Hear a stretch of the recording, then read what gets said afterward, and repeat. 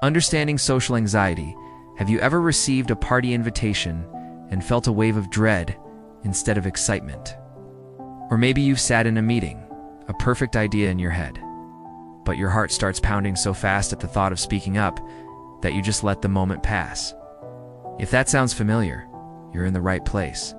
Welcome to Mosaic Mind, the podcast where we explore our mental well-being in bite-sized pieces. Today we're talking about something that affects millions of people, social anxiety. Before we dive in, quick reminder, this podcast is for informational purposes and is not a substitute for professional medical advice from a doctor or mental health professional.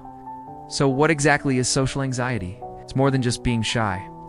Shyness is often a personality trait where you might feel a bit reserved around new people, but you can warm up.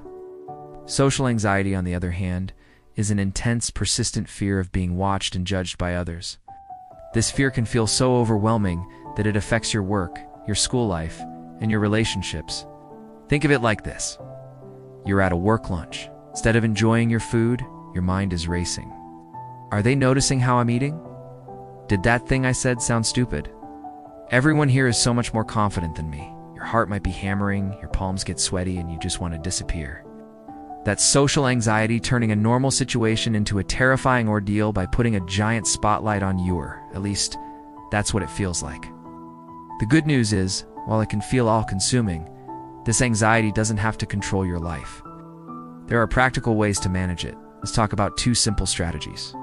First, shift your focus. When you're feeling anxious, your focus is usually internal. You're stuck in your own head, worrying about how you're coming across. Try to deliberately shift your focus outward. Instead of thinking, what do they think of me? Try to get curious about them. Ask a question and really listen to the answer. What is the other person passionate about? What's their story? When you become an active listener, you give your brain a different job, taking the pressure off yourself. Second, take one small step.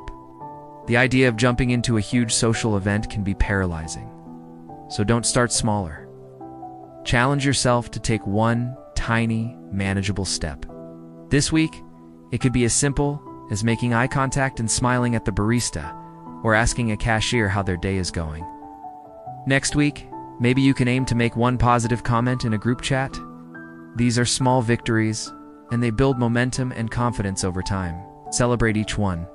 And if you find yourself in a moment of panic, here's a quick grounding technique called the 3-3-3 rule. Wherever you are, just pause and silently name 3 things you can see, 3 sounds you can hear, and move 3 parts of your body like your fingers, ankles, and head. This simple trick pulls your mind out of the anxious spiral and brings you back to the present moment. It's discreet, and you can do it anywhere.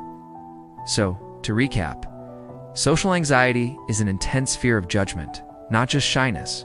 You can start managing it by shifting your focus outward onto others and by taking small, gradual steps to build your confidence. Living with social anxiety can be tough, but please know you are not alone in this. Be patient and kind with yourself. Progress isn't a straight line. If you feel your anxiety is severely impacting your life, reaching out to a therapist or a counselor can be an incredibly powerful step toward feeling better. That's all we have time for today on Mosaic Mind. Thanks for listening. Take care of yourself, and we'll talk soon.